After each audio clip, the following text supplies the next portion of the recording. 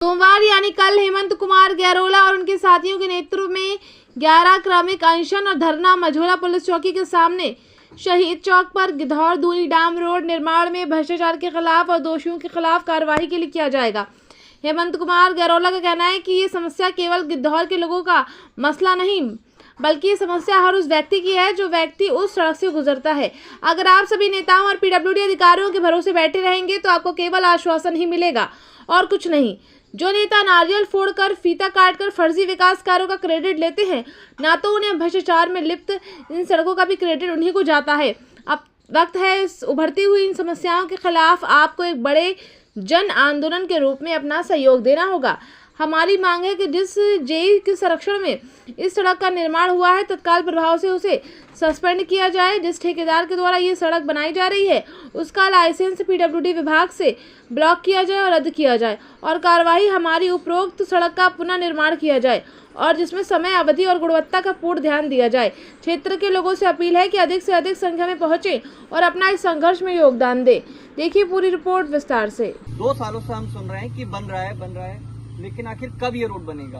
उसके बाद विभाग के लोगों से बातचीत करने के बाद अल्टीमेटम भी हमने दिया कि अगर आप इसे 15 तारीख तक काम शुरू नहीं करते हैं तो हम लोग यानी कि 15 दिसंबर तक आप काम नहीं शुरू करते हैं तो हम जो है जमीनी स्तर पर इसके लिए संघर्ष करेंगे और धरना प्रदर्शन करेंगे। उसके बाद 6-7 तारीख में काम शुरू तो किया गया, लेकिन काम करते वक्त भ्रष्टाचार साफ दिखा, जिसमें ग्राम पंचायत गिद्धौर से एक नौजवान युवा भाई हमारा कौशल है, जब इसने पूरे काम की अनियमितता देखी और काम में बहुत भ्रष्टाचार देखा तो इसने उसका विरोध किया। विरोध करने के साथ में उस सड़क को उखेड़ी थी, आप ही थे ना कौशल? जी। तो इन्होंने सड़क उखेड़ी और प्रशासन उससे हिला और जो है रातों रात इन्होंने चोरी से सड़क डाली और जो बिल्कुल पतली सी चादर डाल दी और जिसका नतीजा आप देख सकते हैं, रोड पूरी तरीके से टूट रही है।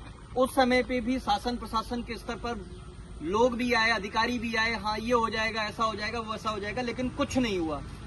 आप इस चीज को, इस नौजवान भाई ने हमारे भ्रष्टाचार के खिलाफ उस समय भी आवाज उठाई कि ये जो सड़क बन रही है ये 10 दिन से ज्यादा नहीं चलेगी, लेकिन उस समय पे कुछ देरी के लिए काम को रोका तो जरूर गया, लेकिन फिर काम जो है उसी मनमानी तरीके से आगे किया गया है, जिसका नतीजा आप देखेंगे रोड पूरी तरीके से टूट चुकी है और ये वाली रूट।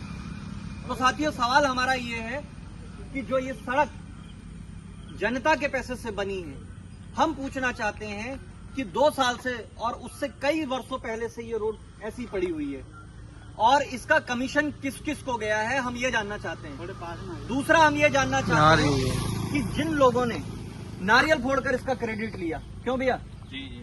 सड़क में निर्माण के लिए नारियल फोड़ने का अगर ये क्रेडिट लिया तो इस भ्रष्टाचार का क्रेडिट हम किसको दें? तो साथियों, अगर नारियल फोड़ने का क्रेडिट आप लेंगे तो भ्रष्टाचार का क्रेडिट भी आपको जाएगा। और पीडब्ल्यूडी के अधिकारी, ये सड़क जब बन रही थी, जिस समय कौशल ने कंप्लेन करी, इस भ्रष्टाचार की आवाज उठाई, उस समय पर भी क्षेत्र के विधायक, मंत्रियों, सांसदों तक को इस सड़क के बारे में बताया गया। और जब ये सड़क क्षेत्रीय सांसद, क्षेत्रीय विधायक, क्षेत्रीय मंत्रियों के निगरानी में बन रहा है और तब भ्रष्टाचार की ये पराकाष्ठा है, तो समझिए जिन सड़कों पर किसी ने आवाज बुलंद नहीं करी उन सड़कों का क्या हाल होगा। आगे की बात यह है साथियों कि हम लोग यहाँ पे आए हैं, ये गिद्धौर से हमारा भाई राज है, भगत मेरे साथ आए हैं।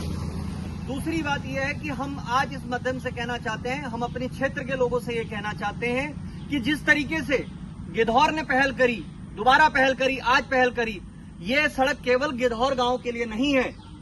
रानी कॉलोनी में रहने वाले लोग, बहारुआ में रहने वाले लोग, जोशी कॉलोनी में रहने वाले लोग या इस मार्ग से जितने भी चलने वाले लोग हैं, उन सभी लोगों से मैं आह्वान करना चाहता हूं कि कल मझौला में 11 बजे पुलिस चौकी के सामने हम शांतिपूर्ण तरीके से क्रमिक अनशन और धरना प्रदर्शन लगाएंगे, क्योंकि जो हमारे रहनुमा हैं, जो अधिकारी हमारे हैं, उनकी सारी बातें निगरानी में चलते हुए हमारे क्षेत्र, जो यहाँ का मूल मतदाता है, उसकी बेसिक सुविधाओं से अगर हमें वंचित किया जाएगा तो हमें सड़कों पर उतरना पड़ेगा।